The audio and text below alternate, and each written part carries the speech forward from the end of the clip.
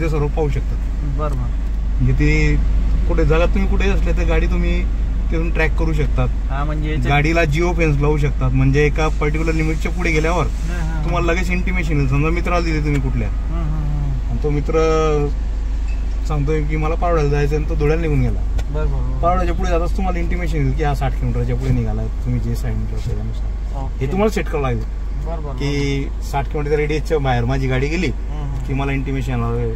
त्याने जर 120च्या स्पीडने चालवली, तुम्ही जर सेट करून ठेवलं की 120च्या वरती गेल्यावर मला इंटिमेशन आलं पाहिजे की हाय स्पीडला गाडी जाते जास्त, तुम्हाला लगेच इंटिमेशन, तुम्ही लगेच फोन करून सांगा हळू चालवर बाबा गाडी. म्हणजे आपला लहान भाऊ घेऊन गेलाय, कोणी घेऊन गेलाय, तर तुम्ही ट्रॅक करू शकतात त्याला. त्यानंतर याच्यामध्ये तुम्ही गाडी ऑन किंवा ऑफ पण करू शकतात वायरलेसली.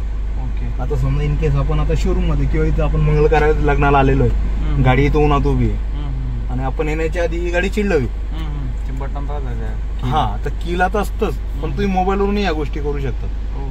तर मोबाईलवरून तुम्ही फक्त तिला ऑन केली, कीचा एक पर्टिक्युलर रेंज असते, त्याच्या रेंजच्या बाहेर गेल्यावरती की वर्क नाही करणार. पण मोबाईलला लिमिटेशन नाही आहे. ओके. किती जिथे इंटरनेट तिथे चाललं, तुम्ही मुंबईला असून इथून गाडी तिथून ऑन करून घ्याल तुम्ही. हो बापरे. हा ते फीचर्स आहे याच्यामध्ये. तर तुम्ही ऑन केली तर 10 मिनिटं गाडी चालू राहील, बंद होऊन जाईल, तुम्ही आल्यावर गाडी थंडगार भेटेल. ही ऑटो आहे. याच्यामध्ये वाढलेल्या गोष्टी काय तुमच्या पॉवर हँड ब्रेक, ऑटो होल्डचं फंक्शन मी जे सांगितलं तुम्हाला. नंतर सीट व्हेंटिलेशन पण आहे त्याच्यामध्ये. ओके. तुमचे हे ट्रॅक्शन कंट्रोल येऊन जातात, वेगवेगळ्या इन्व्हायरमेंटमध्ये तुम्ही वेगळे सेट करू शकतात. ओके. ड्राईव्ह मोड्स तुम्ही सेट करू शकतात. स्पोर्ट्समध्ये घेतलं थोडं ॲक्सिलेशन अजून स्ट्रॉंग होऊन जातं रेग्युलरपेक्षा. नॉर्मल चालते, नॉर्मल चालते. आपण ज्या समजा तुम्ही हायवेवर जात आहेत, तुम्हाला थोडं डॅश ड्रायव्हिंग करायची, थोडी पटापट घ्यायचं आहे, काही करायचं, तुम्ही ते दाबून स्पोर्ट टाकले म्हणजे ते एक्सेशन त्याचं हाय होऊन जातं. त्याला तुम्ही मॅन्युअल पण करू शकतात. मॅन्युअल करून इथूनही तुम्ही गेअर अप अँड डाऊन पूर्ण असं त्याला ह्या साईडला ढकललं की आपण फर्स्ट सेकंड थर्ड असे त्यात गेअर टाकू शकतो. बापरे. जसं एक्सेशन करतो आपण. व्हेंटिलेशन इथपर्यंत नाही होते फक्त, नाही तसंच समजे ते एकदम माइल्ड व्हेंटिलेशन असतं. ते जेव्हा तुम्ही कंटिन्यू आपण ड्राईव्ह करतो ना तेव्हा ते जाणवतो ते आणि सनरूफ वन याच्यावर सेकंड याला पूर्ण तो पहिल्या याच्यात गेला तुम्ही जास्त क्लिक केलं. ओके. एकदम सॉफ्टली क्लिक केला ना तर फक्त पुढचं दोन्ही आता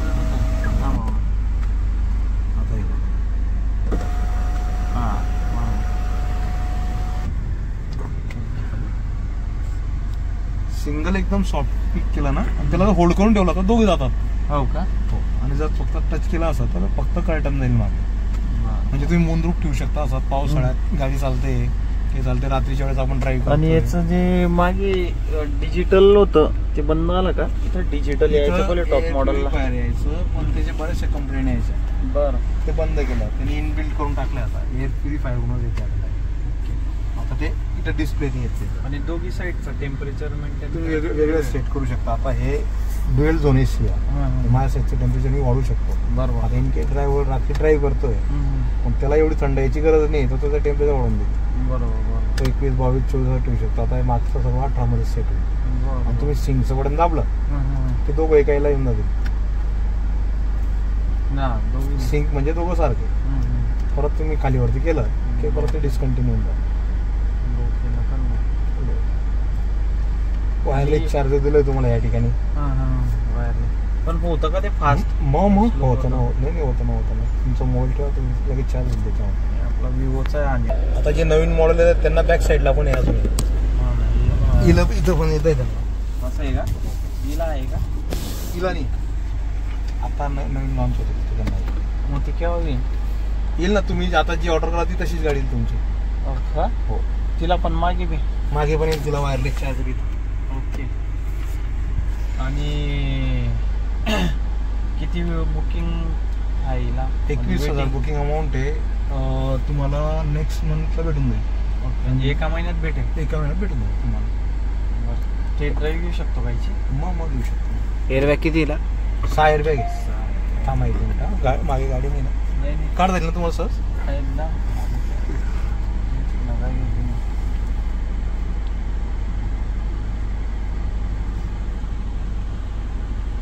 मी आतापर्यंत मॅन्युअलच गाडी वापरलेली आहे, पण मी आता फिरायला गेलो होतो ना, तर मी ग्रँड विटारा 1600 किलोमीटर ऑटो चालवली. हा, तर ती एकदम फील जबरदस्त आहे तिचा. त्याच्यामुळे मी म्हटलं आता मला ऑटो एकदम कम्फर्ट वाटली, त्याच्यामुळे मी ऑटोच हे करतो.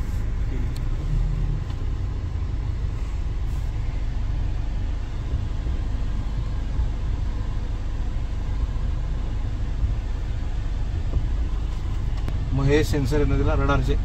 हो का? मागच्या दोन्ही कोपऱ्यांना असतात ते. हो का? आणि फ्रंटला असतं.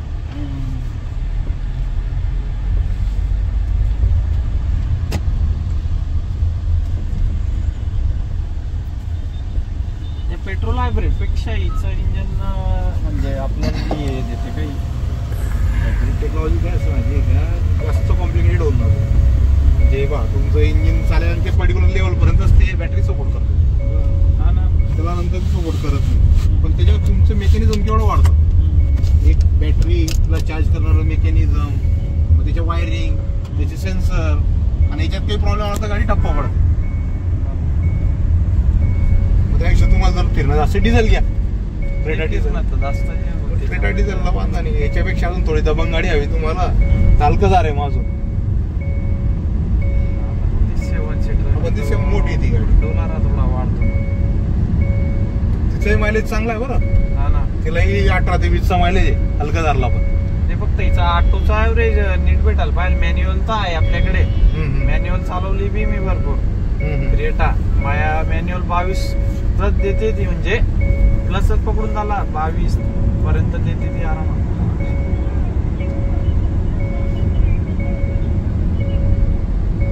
जीवन कडूच होणार ना. मी ते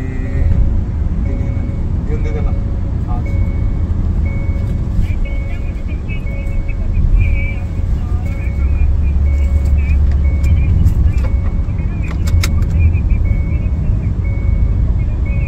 दिलोच वाटतं त्याला मी. परत देऊन दे त्याला, परत येणारी वेळेस करून काय द्यायचं आहे काय करून. हो हो हो, कस्टमर झाले की मी करून घेतो लगेच कॉल. हो ठीक आहे.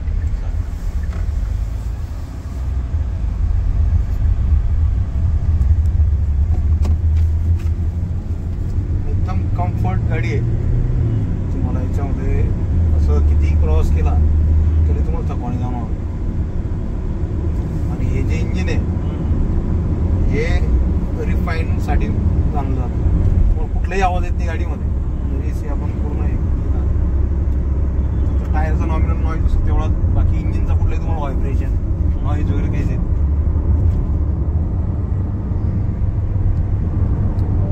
गिअर टाकते ते करते बरं का, पण ते कसं म्हणजे जसं आपण गिअर शिफ्टिंग करतो तसं शिफ्ट करते, तसं ती हे होतच थोडं त्याच्यात. नाही आता ही आमची डेमो कार आहे.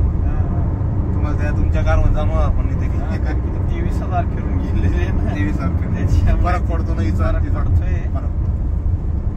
आणि हिचं वापरणं रफ असतं. मी त्याच्यामुळे हिला कोणीही जाऊ. तुमची गाडीच्या पेक्षा अजून स्मूथ आहे. गाड्या वापरून झाल्या तर नवीच वापरायची इच्छा आहे बाकी. म्हणजे नवी बी आता ती मित्राची घेऊन गेलो ना, ती इतकी भारी वाटली. अरे तुम्ही एक्सप्रेस वेवर याच्यामध्ये एवढे भारी भारी फीचर्स आहेत.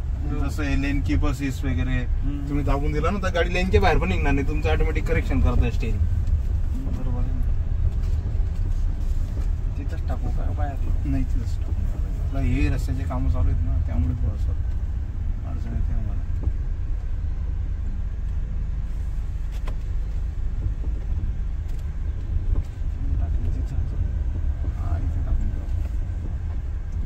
टाकू सरळ टाकून द्या. सरळ टाकून काय सेंटरचे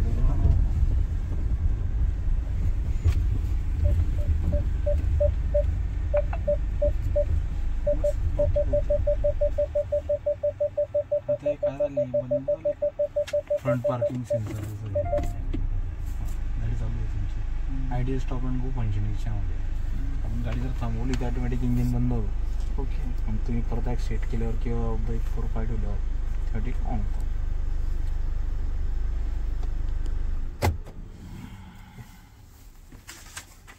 एक ऑन करा तुम्हाला साऊंड सेटिंग.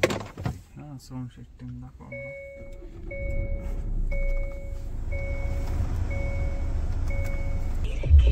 जसं याच्यात ड्रायव्हर कन्व्हिनियन्स दिलेलं आहे तुम्हाला. तुम्ही वेगळ्या स्मार्ट क्रूज कंट्रोलमध्ये वेगळ्या हे गोष्टी दिल्या आहेत. तर काहीतरी ड्रायव्हर 29 सेफ्टी, स्पीच आहे गाडाची. Forward safety, lane safety, blind spot view monitor, त्याच्यावर सेन्सर आहेत पाहतो. ट्रायंगल दिसतोय ना, ज्यावेळेस मागून काही गाडी येते आपल्या रेंजमध्ये असली ती तर ते रेड होतात आणि तुम्हाला इंटिमेशन पण येतात की तुमच्या जवळ गाडी येते कुठेतरी. जर आपण गाडी थांबवली बाहेर निघण्याचा प्रयत्न केला तुम्ही आणि एखादी गाडी जोरात जात असली आपल्याजवळून तर गाडी अनलॉक होऊन जाते, लॉक होऊन जाते ऑटोमॅटिक, बाहेर निघून येते गाडी. पार्किंग सेफ्टी, रिव्हर्स घेताना मागच्या साईडला काही असलं तर बऱ्याचदा हाडाचे फीचर्स तुम्हाला ब्लाइंड स्पॉटला ज्या गोष्टी असतात जे आपल्याला दिसत नाही. आपल्या एखादी गाडी त्या साईडने येते, आपण रिव्हर्स घेतो तोपर्यंत आपल्या मागे घेऊन जाते ते आपल्याला दिसत, अवॉइड करून देते. भरपूर चांगले चांगले फीचर्स दिले त्यामध्ये.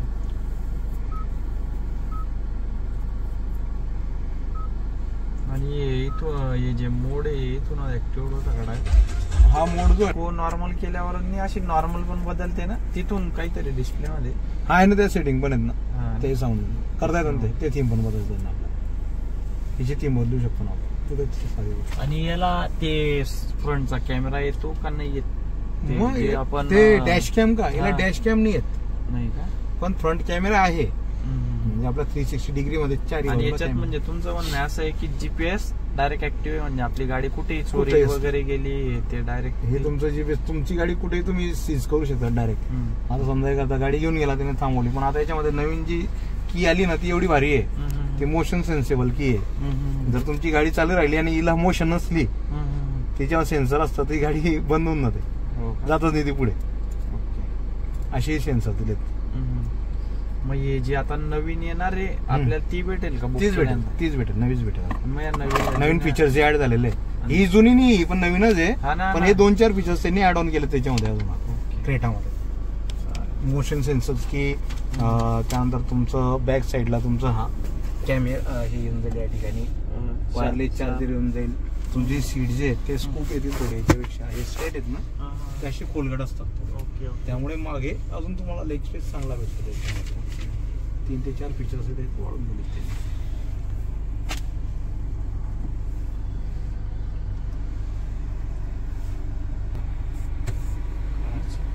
पॉवर ड्राईव्ह ते मधलं नाही काय ना, मध्ये मधलं होत तिसरं नाही फंक्शन मधलं मागे पुढे तसं ते मधलं हे ना मधलं मग त्याला रोटेट करा आणि तो अजून एक बटन त्याला बाजूला. हा ना ते होतंय मधलं. आणि याला ते मी किती 24 आहे ना, हे लेदर आहे बाबू. हे जे तुमचे आर्म रेस्ट आहे ना ते लेदरचे आहे, तिचे प्लॅस्टिकचे डायरेक्ट 24 हे पण थोडं येतं वाटतं, इथला नाही आहे. आणि हे ना प्रतीक भाऊ हिल्टन टेलिस्कोप हे असं खालीवर आणि असं पण अजून याच्यामध्ये रेन सेन्सिंग वायफर येतात आता नवीन जे ऍड झाले. तुमचे जे वायफर आहेत पाऊस पडला ऑटोमॅटिक चालू होतील. स्मार्ट की विथ मोशन सेन्सर हे नवीन फीचर्स ऍड झाले. बॅक साईडला इथं वायरलेस चार्जर नाही पाहिजे, बॅक साईडला इथं येऊन तुम्हाला वायरलेस चार्जर.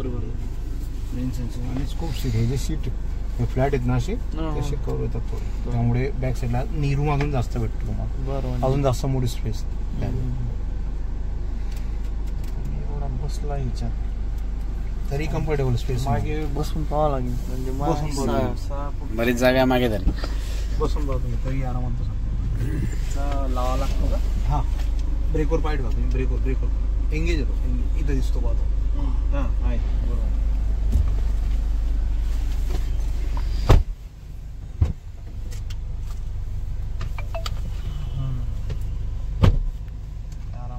खूप कम्फर्टेबल स्पेस. ते मी पुढे बसल्यानंतर मी आरामात बसू शकतो. याच्यापेक्षा जास्त सीट मागेत नाही कोणी, ड्राईव्ह करू शकणार नाही. ड्राईव्ह. आणि मागे एक स्पीकर आहे तो नीला. हो मागे पण बूट स्पेस मध्ये पण ऍम्प्लिफायर स्पीकर दोघे दाखवतो मी.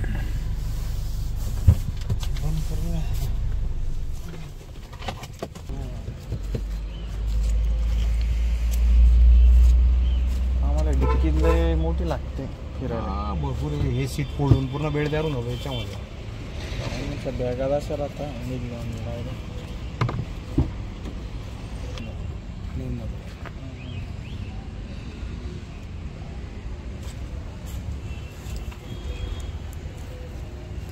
बेड तयार झाला ना, टेन्शन नाही भाऊ. काही मित्र परिवार असल्याने मागे झोपायचं असं गेले